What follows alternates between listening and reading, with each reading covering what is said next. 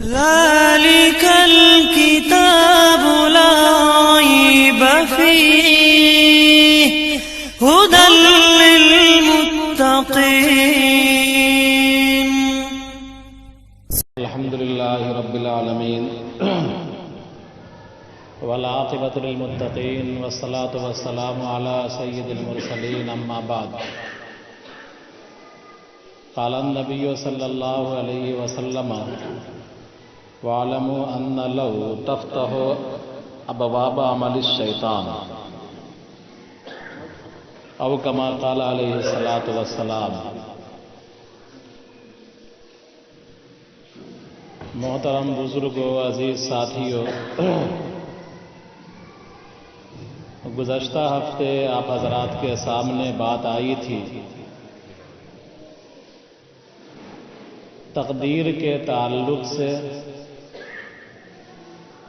اور بتایا گیا تھا کہ ایمان باللہ کی شرط ہے تقدیر پر ایمان لانا،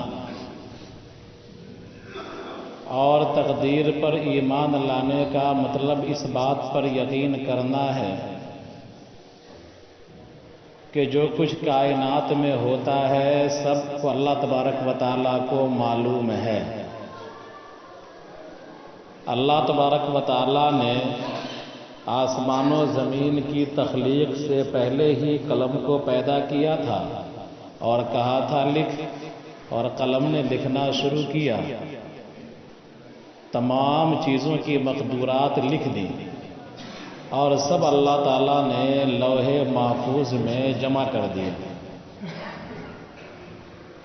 یہ لوح محفوظ ہمارے اور آپ کے سمجھانے کے لیے یہ لفظ ہے،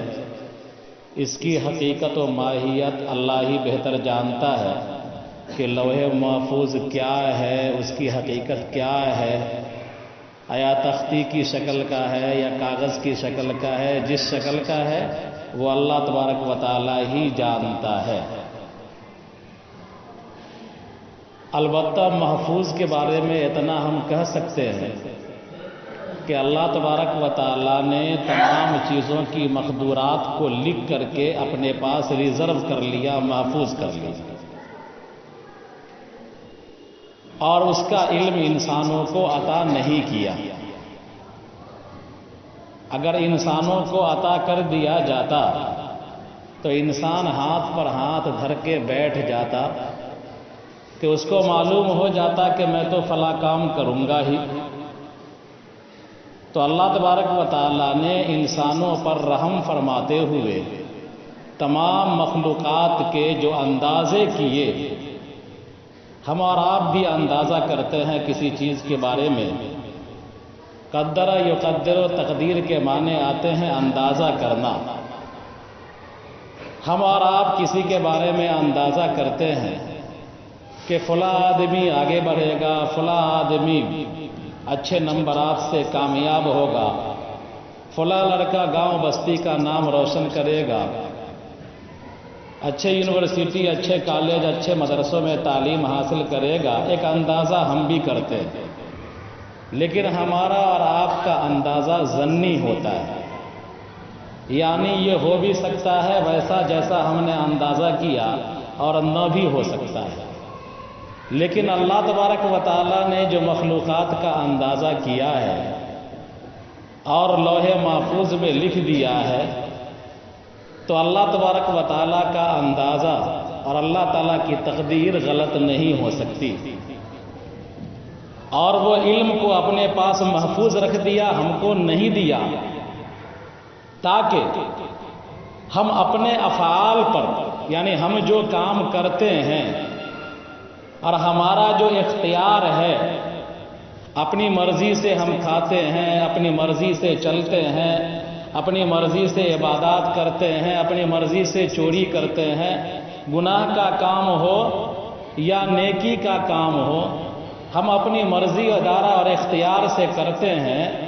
اس اختیار کو اللہ تعالیٰ نے آزاد چھوڑ دیا انسانوں پر. اسی کے بارے میں فرمایا کہ اللہ تبارک و تعالیٰ نے تم کو پیدا کیا لیبلوکم ایکم احسن عملا، تاکہ ہم جان لیں، جانچ لیں کہ تم میں سے کون بہترین عمل کرتا ہے۔ ہمارا اور آپ کا امتحان جو ہوتا ہے، اسکول کالجوں کا امتحان چند دن میں ختم ہو جاتا ہے اور چند دنوں کے بعد رزلٹ اور نتیجہ آ جاتا ہے، لیکن ہماری زندگی کا جو امتحان ہے تو پوری زندگی ہم اور آپ امتحان کے پرچے میں لگے ہوئے ہیں اور اس کا رزلٹ مرنے کے بعد آئے گا۔ پوری زندگی جب سے ہم سن شعور کو اور بلوغ کو پہنچے، ہم شریعت کے مکلف ہوئے، اللہ تبارک و تعالیٰ کا پرچہ تیار ہے لِيَبْلُوَكُمْ أَيُّكُمْ أَحْسَنُ عَمَلًا، کہ ہم دیکھ لیں، جانچ لیں کہ تم میں سے کون بہترین عمل کرتا ہے۔ اور یہ سلسلہ جانچ کا اور پرکھنے کا، امتحان کا چلتا رہتا ہے تاکہ ہماری آنکھ بند ہو جائے، وہیں پر ہمارا امتحان ختم ہو جاتا ہے اور قبر میں ہمارا رزلٹ آتا ہے کہ ہم سے پوچھا جاتا ہے من ربک ما دینک ما تقول فی ھذا الرجل۔ اگر ہم نے زندگی اچھے سے گزاری ہے، شریعت کے مطابق گزاری ہے، اللہ رسول کے اطاعت کرتے ہوئے گزاری ہے، تو ظاہر سی بات ہے کہ ہم نے جو زندگی گزاری ہے اچھی زندگی، تو اس کا نتیجہ اچھا ہی آئے گا۔ اور اگر ہم نے بری زندگی گزاری ہے، اللہ اور اس کے رسول کے حکموں کو توڑا ہے، تو وہاں پر لا ادری کے سوا کچھ منہ سے نہیں نکلے گا۔ اور پھر وہ تو عالم برزخ کا معاملہ ہے اور آخرت کا معاملہ کہ اللہ تبارک و تعالیٰ نامہ اعمال اڑائے گا۔ یعنی ہم نے جو پوری زندگی لکھی ہے اور پوری زندگی جو ہم نے عمل کیا ہے اور ہماری زندگی کی جو پوری عبارت ہے، پورا نچوڑ ہے، اللہ تبارک و تعالیٰ پرچوں کی شکل میں اڑا دے گا، اور ہمارے داہنے ہاتھ میں بھی آ سکتا ہے اور ہمارے بائیں ہاتھ میں بھی آ سکتا ہے۔ اگر ہماری زندگی صحیح نہج پر ہے تو وہ پرچہ ہمارا داہنے ہاتھ میں آئے گا اور ہم چلائیں گے ہاں وہ مقرؤ کتابیہ، کہ آؤ آؤ ہمارا نامہ اعمال پڑھو، دیکھو کتنا اچھا ہم نے کام کیا ہے۔ اور اگر ہم نے زندگی برے طور پر گزاری ہے، اپنی خواہش کو اپنا خدا مان کر کے ہم نے زندگی گزارا ہے، خدا ماننے کا مطلب کہ ہم نے ہر چیز میں اپنے خواہش نفس کی پیروی کی ہے، تو ظاہر سی بات ہے کہ ہم اس وقت افسوس کریں گے اور کہیں گے کہ کاش کہ یہ دن ہم کو دیکھنا نہ پڑتا اور پورے مخلوق کے سامنے میں ہماری رسوائی نہیں ہوتی۔ تو بہرحال بات نکلی تھی، ایک ہوتا ہے قدر اور ایک ہوتا ہے قضا اور ایک ہے ہمارا عمل اور ہمارا کسب۔ قدر اللہ کا اندازہ ہے، اللہ کا علم ہے، اللہ نے لوح محفوظ میں لکھ دیا ہے اور اپنے جس علم کو اس نے ظاہر کر دیا، چاہے وہ آسمانی صحیفوں میں، آسمانی کتابوں میں، تو وہ قضا کہلاتا ہے۔ اللہ کی تقدیر جو اللہ نے لکھ دی ہے، اگر اس نے اپنے کسی تقدیری پوائنٹ کو ظاہر کر دیا ہے آسمانی کتابوں میں یا کسی نبی کی زبانی، تو یہ قضا کہلاتا ہے۔ اور اللہ تبارک و تعالیٰ کے علم، اللہ تبارک و تعالیٰ کی تقدیر ہمارے اور آپ کے عمل میں رکاوٹ نہیں ہے۔ ہم اور آپ عمل کرنے میں آزاد ہیں، ہم اچھا عمل کرتے ہیں تو وہ عمل بھی ہو جاتا ہے، اور برا عمل کرتے ہیں تو وہ عمل بھی ہو جاتا ہے۔ ڈکیتی اچھے سے کرنا چاہیں تو وہ بھی انجام ہو جاتا ہے، اور نماز اچھے سے پڑھنا چاہیں تو وہ بھی انجام ہو جاتا ہے، وہ بھی ہو جاتا ہے۔ تو اللہ تبارک و تعالیٰ کے علم، جس طرح آپ نے کسی لڑکے کے بارے میں اندازہ کیا کہ یہ لڑکا آگے چل کر کے ملک کا نام روشن کرے گا اور یہ اچھے امتحان سے کامیاب ہوگا، تو آپ کا اندازہ اس بچے کے عمل میں کوئی رکاوٹ نہیں ہے۔ آپ کا اندازہ اس بچے کے عمل میں جو کام کر رہا ہے، جو محنت کر رہا ہے، جو پڑھائی کر رہا ہے یا پڑھائی نہیں کر رہا ہے، تو آپ کا اندازہ اس بچے کے عمل میں کوئی رکاوٹ نہیں ڈالتا ہے۔ بچہ اپنے اختیار سے عمل کرتا ہے اور اچھا عمل کرتا ہے، اچھا نتیجہ آتا ہے۔ تو یہی حال ہے تقدیر کا کہ اللہ تبارک و تعالیٰ نے ہم کو اور آپ کو اپنے عمل میں، اپنے کسب میں مختار بنا دیا ہے، آزاد چھوڑ دیا ہے، لیبلوکم ایکم احسن عملا، تاکہ ہم جانچ لیں کہ تم میں سے کون بہترین عمل کرتا ہے۔ حدیث کے اندر آتا ہے، جناب نبی کریم صلی اللہ علیہ وسلم نے ارشاد فرمایا کہ ما اصابک شیء، کہ جو بھی چیز تم کو پہنچے، جو بھی حالات تم کو آئے، تو اس کو تم اللہ تبارک و تعالیٰ کی طرف منسوب کرو۔ اور آگے جملہ ہے کہ ولا تقل لو، اور تم مت کہو لو، اس لیے کہ التی تفتح عمل الشیطان، کہ لو کا جو لفظ ہے یہ شیطان کے عمل کا دروازہ کھولتا ہے۔ عربی میں لو کے معنی آتے ہیں کاش، عربی میں لو کے معنی آتے ہیں اگر، یعنی اگر ہم کو بیماری لاحق ہوئی، اگر ہم پر کوئی حالات آ گئے، اگر ہمارے کسی رشتہ دار کا انتقال ہو گیا، اگر ہماری کھیتیاں برباد ہو گئی، یا ہم پر جو بھی حالات آئے، اور اس سلسلے میں ہم یہ کہنے لگے کہ اگر ہم ایسا کرتے تو یہ نہ ہوتا، اگر ہم فلاں ڈاکٹر کے پاس جاتے تو بچ جاتے، فلاں ہاسپٹل میں گئے اس لیے انتقال کر گئے،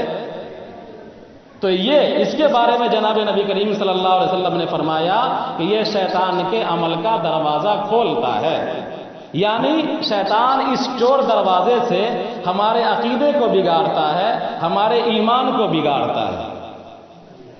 ابھی بیماری کے ایام گزرے، کرونا کا زمانہ گزرا، جن لوگوں کے لیے اللہ تبارک و تعالیٰ نے اس بیماری سے شفا مقدر کر دیا تھا، اس کے لیے حالات سازگار ہوتے رہے۔ آپ دیکھتے ہیں کبھی کسی پیشنٹ کو لے جاتے ہیں، پاس میں پیسہ بھی نہیں ہوتا، اللہ نے اس کے لیے شفا لکھ دیا ہے، تو تمام حالات سازگار ہوتے چلے جا رہے ہیں، وقت پر آپ کو سب کچھ مل جاتا ہے۔ لیکن اگر اللہ تبارک و تعالیٰ نے اس کی موت لکھ دی ہے تو آپ دیکھتے ہیں آپ کا کام بگڑنا شروع ہو جاتا ہے۔ کبھی گاڑی لیٹ ہو جاتی ہے، کبھی ریلوے کراسنگ پر پھنس جاتے ہیں، کبھی ہاسپٹل پہنچے ڈاکٹر نہیں ہے، کبھی ڈاکٹر ہے تو اس نے انجیکشن میں زیادہ دوا ڈال دیا، تو یہ حالات بگڑتے ہیں۔ تو اللہ تعالیٰ نے جس کے لیے شفا مقدر کر دیا، حالات اس کے حق میں نارمل ہو جاتے ہیں، اور اللہ نے جس کے لیے شفا مقدر نہیں لکھا، حالات اس کے لیے لوچ والے ہو جاتے ہیں۔ تو کہنا یہ ہے کہ اللہ شفا اگر لکھ دیتا ہے تو حالات سازگار ہو جاتے ہیں، اسباب سازگار ہو جاتے ہیں، اور اللہ تبارک و تعالیٰ اگر شفا نہیں لکھتا ہے تو حالات بگڑ جاتے ہیں۔ تو ہم کو اور آپ کو بحیثیت مومن اللہ تبارک و تعالیٰ کی تقدیر پر ایمان رکھنا ہے۔ اور میں نے جو ایک بیان کیا ہے کہ ان لو تفتح عمل الشیطان، کہ لو شیطان کے اعمال کے دروازوں کو کھول دیتا ہے، تو اس لو سے، اس اگر مگر سے بچنا چاہیے۔ تقدیر یہ اللہ تبارک و تعالیٰ کی طرف سے مسلمانوں کو ایسا تحفہ ملا ہے، ایسا تحفہ ملا ہے کہ جن قوموں کے پاس یہ میں پہلے بھی کہا تھا کہ جن قوموں کے پاس یہ تقدیر کا ہتھیار نہیں ہے، نہ جانے کون کون سے طریقے بے چینی کو ظاہر کرنے کے وہ ایجاد کر لیتے ہیں، اختیار کر لیتے ہیں۔ لیکن ایک بندہ مومن کے لیے جب بھی کچھ حالات آتے ہیں تو اس کی نگاہ آسمان پر جاتی ہے، اللہ کی طرف اٹھتی ہے، اور وہ بندہ مومن اللہ تبارک و تعالیٰ کی عبدیت کا اظہار کرتے ہوئے کہتا ہے کہ خیرہ و شرہ من اللہ تعالیٰ والبعث بعد الموت، کہ اللہ تبارک و تعالیٰ کی طرف سے اگر خیر آیا ہے تو بھی اللہ تبارک و تعالیٰ کی طرف سے ہے، اور اگر ہم کو کوئی برائی لاحق ہوئی ہے تو بھی اللہ تبارک و تعالیٰ کی طرف سے ہے۔ تو ایک بندہ مومن کی یہ شان ہوتی ہے، ایک بندہ مومن کی یہ پہچان ہوتی ہے۔ بہرحال تقدیر کے تعلق سے باتیں مکمل ہوئی۔ ہم اور آپ معاشرے اور سماج میں رہتے ہیں، ہمارا معاشرہ اور سماج میں بار بار مثال دے کر کے سمجھایا ہوں کہ انسان انس سے بنا ہے، انسیت سے بنا ہے، ایک دوسرے سے لگاؤ رکھتا ہے۔ آدم علیہ السلام جنت میں تھے، کیا چیز کی کمی تھی؟ طرح طرح کے پھول، طرح طرح کے پھل، اور طرح طرح کے انعامات موجود تھے جنت کے اندر، لیکن پھر بھی اللہ تبارک و تعالیٰ نے ان کی تسکین کے لیے، ان کی انسیت کے لیے حضرت حوا علیہ السلام کو پیدا کیا، اور حضرت حوا کو جو پیدا کیا دونوں ساتھ رہے جنت میں، اور پھر جنت سے جب اتارا گیا زمین پر تو اللہ تبارک و تعالیٰ نے اکیلا آدم کو نہیں اتارا، اکیلا حوا کو نہیں اتارا کہ جا اکیلا کھیتی باڑی کر کھا پی، بلکہ اللہ تبارک و تعالیٰ نے دونوں کو اتارا، ساتھ اتارا دونوں کو، گرچہ ایک دوسری جگہ اترے، دوسری جگہ اترے، لیکن دونوں کو ساتھ اتارا گیا۔ بہرحال روئے زمین پر دونوں آئے تو دونوں ساتھ تھے، جنت میں تھے تو دونوں ساتھ تھے۔ تو انسان کا مادہ ہی بتلاتا ہے کہ ہم اور آپ انسیت والے ہیں، ایک دوسرے سے لگاؤ رکھنے والے ہیں، ایک دوسرے سے محبت رکھنے والے ہیں، اور ہمارا ایمان جس کی بولی لا الہ الا اللہ محمد الرسول اللہ ہے، ایمان کی جاذبیت یہ ہے اور ایمان کی کشش یہ ہے کہ لوگ ایک دوسرے میں ایڈاپٹ ہو جاتے ہیں، لوگ ایک دوسرے میں کھنچ جاتے ہیں، لوگ ایک دوسرے میں ضم ہو جاتے ہیں، اور دوسرے کے درد کو اپنا درد، دوسرے کی مصیبت کو اپنی مصیبت، دوسرے کے غم کو اپنا غم سمجھتے ہیں، اور پھر انسانی معاشرہ اور سماج آگے بڑھتا ہے۔ جناب نبی کریم صلی اللہ علیہ وسلم مدینہ تشریف لے گئے، آپ کے ساتھ جو صحابہ تھے انہوں نے اپنے گھر کو چھوڑا تھا، اپنے وطن کو چھوڑا تھا، اپنے آل و اولاد کو چھوڑا تھا، بے یار و مددگار تھے، بے سہارا تھے، کوئی پونجی نہیں تھی، کوئی کھیت کھلیان نہیں تھا، اور مدینہ میں جو لوگ تھے انصار، ان کے پاس کھیت کھلیان موجود تھا۔ تو صحابہ کرام جو مہاجرین تھے اور وہ صحابہ کرام جو مدینہ کے رہنے والے مقامی تھے، لوکل تھے، تو مدینہ کے رہنے والے لوکل صحابہ اور باہر سے آنے والے مہاجرین صحابہ، جناب نبی کریم صلی اللہ علیہ وسلم نے پہلا کام مدینہ میں یہ کیا، اسلامی معاشرہ، اسلامی سوسائٹی اور اسلامی سماج کی تشکیل کے لیے سب سے پہلا کام یہ کیا کہ آپ نے انصار میں اور مہاجرین میں مواخات کروایا، بھائی چارہ کروایا، یعنی مہاجرین انصار کے بھائی اور انصار مہاجرین کے بھائی، حتیٰ کہ انصار نے ایثار کا مظاہرہ کرتے ہوئے زمین و جائیداد میں شیئر کر لیا۔ اگر کسی کی چند بیویاں تھیں تو ایک کو طلاق دیا اور مہاجرین سے شادی کروائی۔ ایسا مواخات، ایسا بھائی چارہ اس سے پہلے دنیا نے نہ دیکھا اور قیامت تک دنیا نہ دیکھ پائے گی۔ ایسا بھائی چارہ آپ صلی اللہ علیہ وسلم نے قائم فرمایا۔ اگر آپ چاہتے تو مدینہ پہنچنے کے بعد پہلے مسجد کی تعمیر کرتے، پہلے مدرسے کی تعمیر کرتے، پہلے اور دیگر امور کو انجام دیتے، پہلے کوئی سیاسی پاور حاصل کرتے،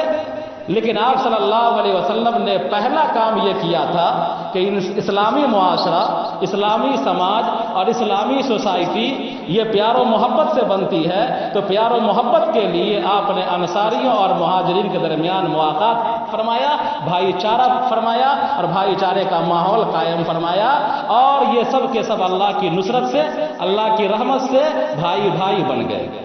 اور ایسے بھائی بھائی بن گئے کہ ان کی تاریخ کی کتابوں میں اور صحابہ کرام کے واقعات میں، فضائل اعمال میں کتنی مثالیں آپ کے سامنے سے گزری ہیں۔ بہرحال ہم اور آپ اسلامی انسانی معاشرے میں رہتے ہیں، گرچہ ہمارا معاشرہ اسلامی نہیں ہے، لیکن ہمارا معاشرہ اور سماج مسلمانی تو ضرور ہے۔ ہم میں سے اکثریت مسلمان ہیں، اللہ اور اس کے رسول پر ایمان رکھنے والے ہیں، تو اللہ اور اس کے رسول کی سنت کو زندہ کرتے ہوئے بھائی چارے کے ماحول کو بنائیں، بھائی چارے کے ساتھ، اخوت کے ساتھ، ہمدردی کے ساتھ زندگی گزاریں۔ اللہ تبارک و تعالیٰ کہنے والے کو سننے والے سے زیادہ اور سننے والے کو کہنے والے سے زیادہ عمل کی توفیق عطا فرمائے۔ ربنا تقبل منا انک انت السمیع العلیم۔ ذلك